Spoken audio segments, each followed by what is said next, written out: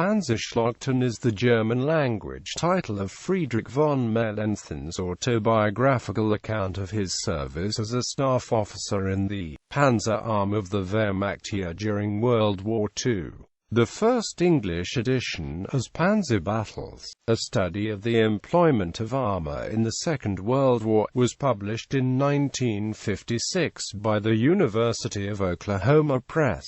Panzer Battles was part of the exculpatory memoirs genre that fed the post-war revisionist narrative put forth by Wehrmacht generals. The book was instrumental in forming the misconceptions of the U.S. view of Eastern Front military operations up to the mid to late 1990s, when Soviet archival sources became available to Western and Russian historians. Content: the book covers the North African campaign where Mellenthin served with the Afrika Korps, while also describing engagements of the XXXXVII Panzer Corps on the Eastern Front from 1943 up to the spring of 1944. Reception: the veracity of Panzer Battles and Mellenthin's other works has been called into question over the years. The historian Wolfram Wett lists Mellenthin in the group of German generals who authored apologetic, uncritical studies on World War II,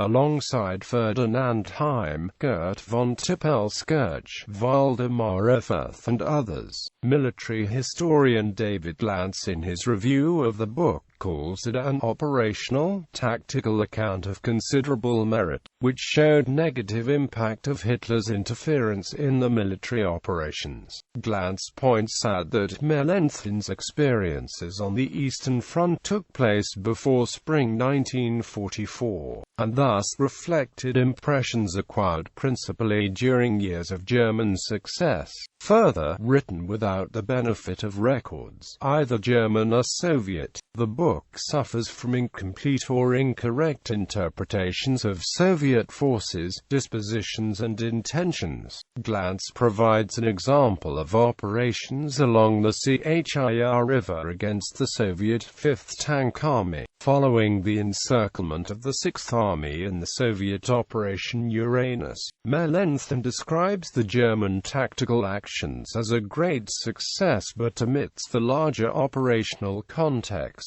In fact, while Soviet 5th Tank Army occupied XXXXVII Panzer Corps' attention, to the northwest Soviet forces overwhelmed and destroyed the Italian 8th Army and severely damaged the Army Detachment Holit. Moreover, Mellenthin did not mention that Soviet 1st Tank Corps had been in nearly continuous operation since the 19th of November and was under strength and worn down when it began its march across the Chir. Similar flaws appear elsewhere in Mellenthin's work, many of which result from a lack of knowledge of opposing Soviet forces of the strengths. Critics point out that Panzer Battles downplays the Wehrmacht's failures while extolling the fighting qualities of the German soldier. The historians Ronald Smelser and Edward J. Davis characterize Panzer Battles as part of the exculpatory memoirs genre that fed the post-war revisionist narrative, alongside books by Erich von Manstein, Heinz Guderian, Hans Rudel and Hans von Luck.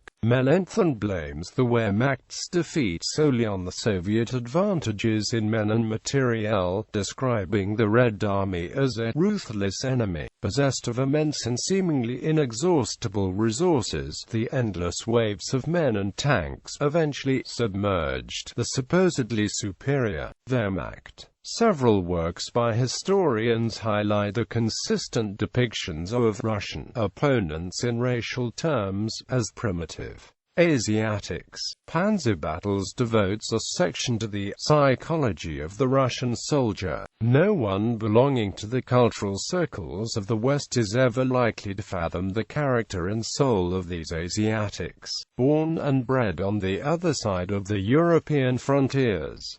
The Russian is quite unpredictable. Perhaps the key to this attitude lies in the fact the Russian is not a conscious soldier, thinking on independent lines, but is a victim of moods which a Western cannot analyze.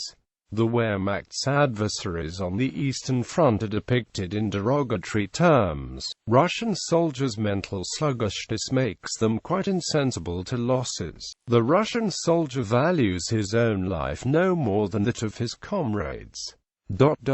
Life is not precious to him. He is immune to the most incredible hardships.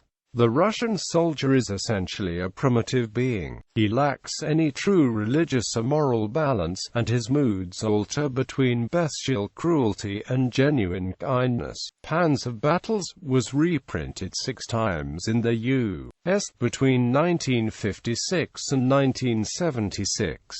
According to Smelser and Davies, the book continues to be popular among readers who romanticize the German war effort. The book was instrumental in forming the misconceptions of the U.S. view of Eastern Front military operations up to the mid to late 1990s, when Soviet archival sources became available to Western and Russian historians. The historian Robert Citino notes the influential nature of Mellenthin's works in shaping the perceptions of the Red Army in the West as a faceless and mindless horde, whose idea of military art was to smash everything in its path through numbers, brute force and sheer size.